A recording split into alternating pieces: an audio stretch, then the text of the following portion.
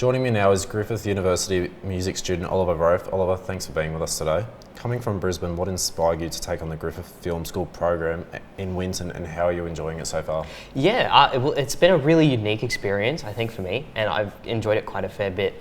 Initially, when we heard about the program through our course, I was sort of inspired by the film scoring lens, and coming out to Winton to experience not only the stories, but the characters out here, and how we can transform that musically through some motivic content that you inject into your own music creation, and how to tell those stories through a soundscape sort of lens. There's a lot of unique sound and atmosphere audio out here that you can capture, and you can kind of emulate that through your music. And I think it was really special to be given the opportunity to come out to Winton and sort of put all of those stories, characters and sounds together into some music that we can put alongside the visual storytelling. It was very cool. Given Winton is the birthplace to the Waltzing Matilda, how did that feel visiting the museum as a music student? I thoroughly enjoyed it. I actually found it really interesting. I heard from a lot of other people, you know, it's not everyone's cup of tea, but as a music student looking through Waltzing Matilda through this lens of its legacy and the impact that it had. And I think it's a very, very well documented museum. They have so much content in there about, you know, Waltzing Matilda and how and where it was written, and then the lasting impact that it's had, not only in Australia, but also internationally as well. It's just, it's an insane scope to think about, and it really makes you reflect on your own musical creation and what kind of legacy you're writing for yourself, and the stories you're telling with your own pieces. Well, another music landmark is the musical fence, which has been there for over 22 years. What was that experience like for you? I thought it was really cool. So we spent a little bit of time exploring the musical fence when we first got there, and you can see straight away the dichotomy between the different types of people. All the music students were like huddled around the fence, and we're experimenting with, you know, shortening the length of the wires on the fence as you strike them to get all these different harmonics out of it, which was really, really funny. And it was interesting to see what aspects of the musical fence site we could incorporate within our own music. So there was a little junk drum kit there made out of all these different types of metal and barrels and PVC pipes and stuff. It had really interesting percussive sounds, and we tried to sample as much of that as we could, and just some other, you know, like junk, old bits of metal and scrap that are around town that have been repurposed. And we're repurposing them again, I guess, in the name of artistry, and reframing that through a more creative lens. Well, as a music student, how are you collaborating and assisting with the film and animation students to work on those documentaries? So, as a music student, I think I came into this with the narrow mindset that I'd just be writing the music, and it's been really cool to get involved with more than that.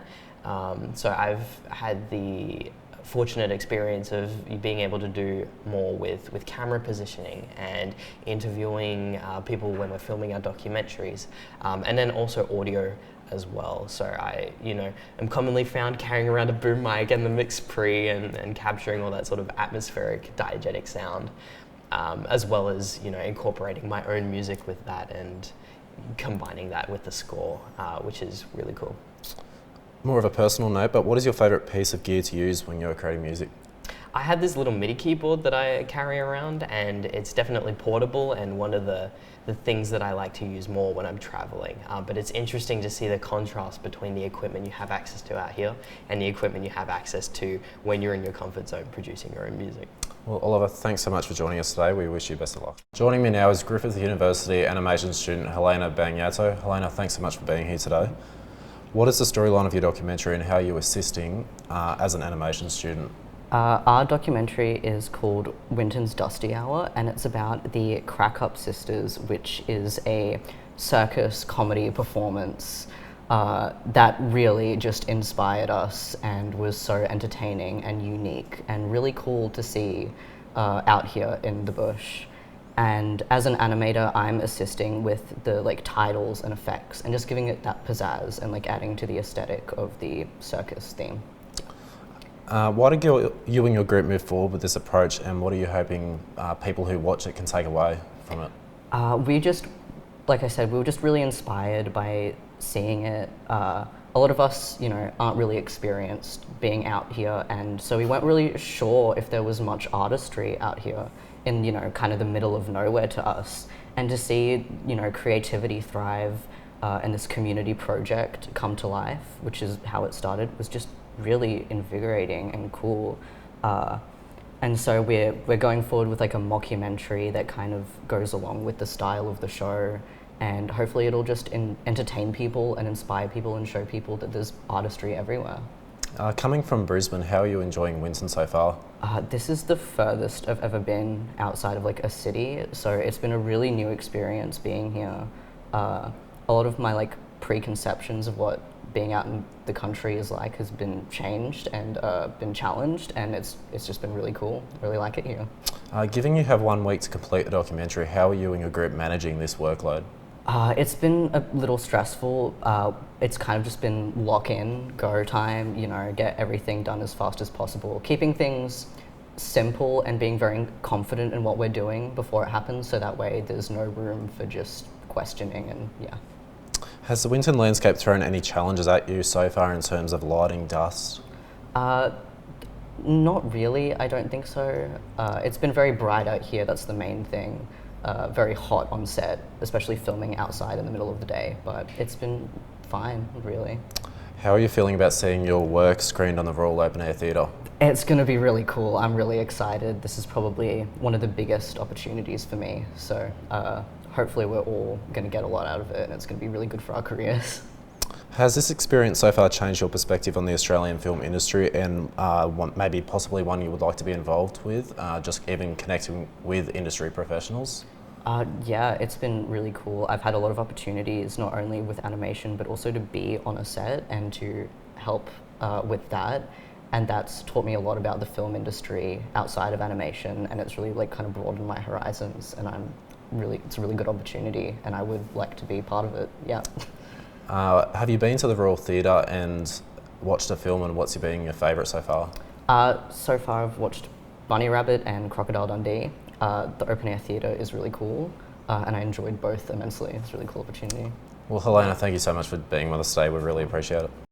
My movie pick for today is Love Serenade, and tomorrow night the historic Royal Open Air Theatre transforms into a live-action centre stage as Brisbane-based blues band perform their soundtrack live directly alongside the screening of Love Serenade.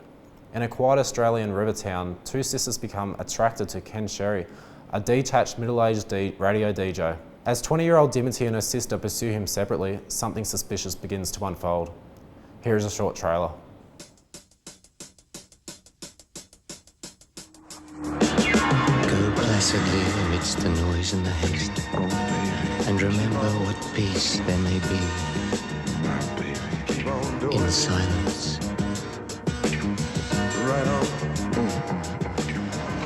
Ever heard the expression, stop the world, I want to get off? Well, my name is Ken Sherry, and I got off in Sunray. Excuse me for interrupting, but my sister Vicky Ann is looking for a boyfriend and we live right next door to you. I see. I don't like it. Welcome to Sunray.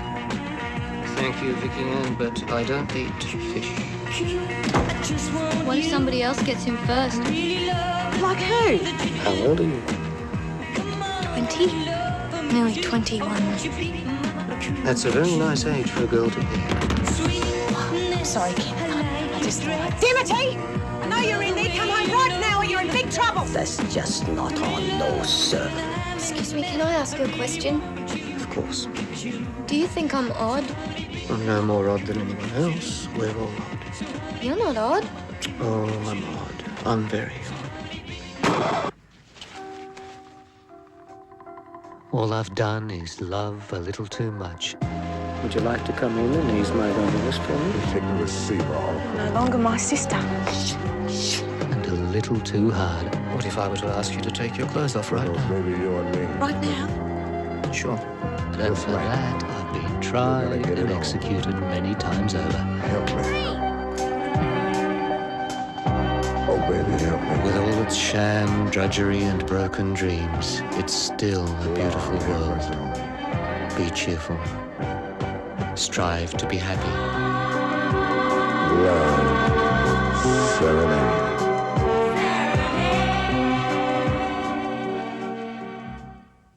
Later on after the ad break, we are taking you front row for exclusive vision of that half-barbaric twang lighting up Winton's North Gregory Hotel, but more on that after the ad break.